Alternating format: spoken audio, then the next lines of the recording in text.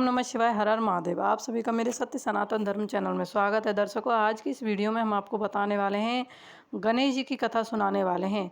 गणेश जी के दिन चल रहे हैं तो आपको गणेश जी की कथा ये पूरे ही 10 दिन आपको सुननी है। आपकी हर मनोकामना पूरी होगी। कथा कुछ इस प्रकार है। एक समय की बात है कि विष्णु भगवान का विवाह लक्ष्मी के साथ निश्चित हो गया। विवाह की तैयारी होने लगी। सभी देवताओं को निमंत्रण भेजा गया, परंतु गणेश जी को निमंत्रण नहीं दिया। कारण जो भी हो, अब भगवान विष्णु की बारात जाने का समय आ गया। सभी देवता अपनी पत्नियों के साथ विवाह समारोह में आए। उन सब ने देखा कि गणेश जी कहीं दिखाई नहीं दे रहे। तब वे आपस में चर्चा करने लगे कि क्या गणेश जी को नहीं न्योता दिया। यह स्वयं गणेश जी को ही नहीं, सभी को इस बात पर आश्चर्य होने लगा। तभी सबने विचार किया कि विष्णु भगवान से ही इसका कारण पूछ लिया जाए। विष्णु भगवान से पूछने पर उन्होंने कहा कि हमने गणेश जी के पिता भोलेनाथ महादेव न्योता भेजा है। यदि गणेश जी अपने पिता के साथ आना चाहते हैं तो आ जाते हैं, अलग से न्योता देने की आवश्यकता नहीं थी। दूसरी बात यह है कि उनके सवा मन मुँह, सवा मन चावल, सवा मन घी और सवा मन लड्डू का भोजन दिन भर चाहिए। यदि गणेश जी आएंगे तो कोई बात नहीं, दूसरे के घर पर जाकर इतना सारा खाना पीना अच्छा भी नहीं लगता। इतनी वार्ता कर रहे थे कि किसी ने एक सुझाव दिया कि गणेश जी को आ भी जाए तो उनके द्वारपाल बनाकर बिठा देंगे कि आप अब घर की याद रखना। आप तो चाहे पर चूहे पे बैठ के धीरे धीरे चलोगे तो वो बारात से बहुत पीछे रह जाओगे। यह सुझाव भी सबको पसंद आ गया तो विष्णु भगवान ने भी अपनी सहमति दे दी।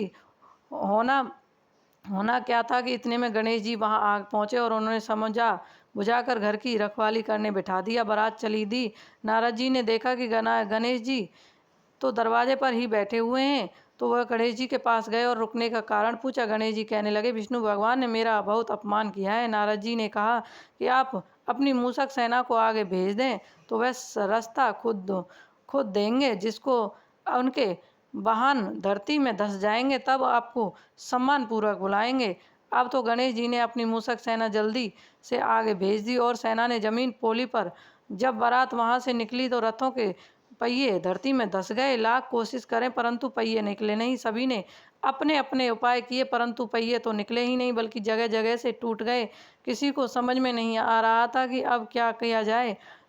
तब तो नारद जी ने कहा, आप लोगों ने गणेश जी का अपमान करके अच्छा नहीं किया। यदि आप उन्हें मना कर लाएंगे तो आपका कार्य सिद्ध हो सकता है और यह संकट टल सकता है। शंकर भगवान ने अपने दूत नंदी को भेजा और वह गणेश जी को लेकर आए। गणेश जी का आदर सम्मान से साथ पूजन किया। तब वहीं कहीं रथ के पहिए निकले। अब रथ के पहिए निकल गए तो परंतु वह टूट फूट कर गए। उन्होंने सुधारे पास के खेत में खेती काम कर रहा था, उसे बुलाया गया। खाती अपना कार्य करने से पहले श्री गणेशाय नमः कहकर गणेश जी की वंदना मन ही मन करने लगा। देखते ही देखते खाती सभी पहियों को ठीक कर दिया। सब खाती कहने लगे कि देवताओं, आपने सर्वप्रथम गणेश जी को नहीं मनाया होगा और ना ही उनकी पूजा की होगी, इसलिए तो आपके यह सारे संकट आए। हम तो मूर्ख अज्ञानी हैं, फिर भी गणेश जी को पूजन उनका ध्यान करते आप लोगों को देवगण हैं, फिर भी आप गणेश जी को कैसे भूल गए। अब आप लोग कैसे गणेश जी को भूल गए। देवगणों, आप गणेश जी को मनाओ, उनका जय जयकार बोलो। सभी लोग गणेश जी की जय जयकार करने लगे तो वहाँ सब काम बन गए और सब संकट भी नहीं आया। ऐसा कहते हुए बारात से वहाँ चल दी और विष्णु भगवान का लक्ष्मी जी के साथ विवाह संपन्न करा के सभी सुकुशल घर लौट आए। तो आपको गणेश जी की पूजा जरूर सुननी चाहिए। हे गणेश जी महाराज, आपने विष्णु को जैसा कार्य सरियो ऐसा कार्य सबको सिद्ध करियो। बोलो गणेश गजनानन भगवान की जय, गणेश भगवान की जय। क्योंकि गणेश जी के दिन चल रहे हैं, आपको संतान प्राप्ति के लिए भी गणेश जी की पूजा करनी चाहिए और गणेश जी की कथा सुननी चाहिए। आपके सभी मनोकामना पूरी होंगी। चैनल को सब्सक्राइब करें, साइड में ऑल को प्रेस करें हमारी इसी तरह की उपाय की कथा की वीडियो प्राप्त करने के लिए। ओम गंगणपति नमः।